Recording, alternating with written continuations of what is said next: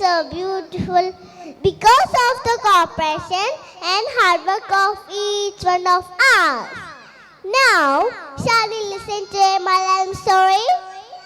Okay, here comes Zeta with her beautiful Malayalam story named രണ്ട് മൺകുടങ്ങൾ.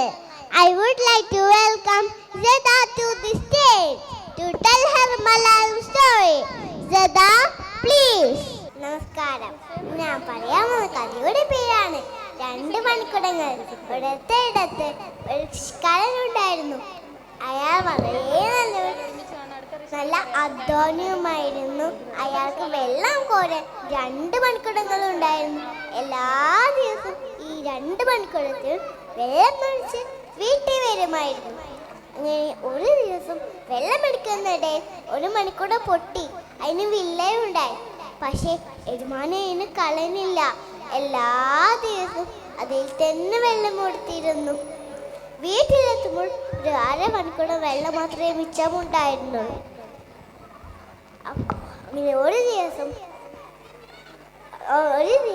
വെള്ളമെടുത്ത് വരുമ്പോൾ പൊട്ടാത്ത മൺകുട പൊട്ടിയ മൺകുടത്തിന് എപ്പോഴും കളിയാക്കുമായിരുന്നു. ഹഹഹാ, നീ പെട്ടിയതാണ്, നിന്നെ കൊണ്ട് യജമാന് ഒരു ഉപകാരമില്ല. ഇനി യജമാനക്ക് ഒരു ഉപകാരം, ഇനി ഉടനെ തന്നെ യജമാനൻ കളയും. ഇത് കേട്ട് നമ്മളെ പൊട്ടിയ മൺകുടത്തിന് ഒരുപാട് സങ്കടമായി. പക്ഷെ യജമാനന് കളയുന്നില്ല. എല്ലാ ദിവസവും അതിൽ തന്നെ വെള്ളമെടുത്തിരുന്നു. ഒരു ദിവസം വെള്ളമെടുത്ത് വരുമ്പോൾ യജമാനനോട് പൊട്ടിയ മൺകുട ചോദിച്ചു, യജമാനനെ, നിങ്ങൾക്ക് എന്നെക്കൊണ്ട് ഒരു ഉപകാരമില്ലല്ലോ, നിങ്ങൾ എടുക്കുന്ന പൗടെ ഉപ്പായാക്കുമാണ്, എന്നെ കളഞ്ഞിട്ട് പുതിയ എണ്ണ മേടിച്ചാൽ. അപ്പോൾ യജമാനൻ പറഞ്ഞു, അയ്യോ, ആൾ പറഞ്ഞു എന്നെക്കൊണ്ട് ഉപകാരമില്ലാന്ന്.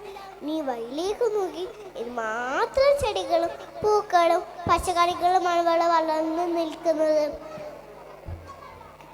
ഇതൊക്കെ വളർന്നത് എൻ്റെ വെള്ളം വീട്ട, നീയാണ് ഏറ്റവും കൂടുതൽ ഉപകാരം. ഇത് കേട്ട് നമ്മൾ പൊട്ടിയ മൺകുടത്തിന് ഒരുപാട് സന്തോഷമായി.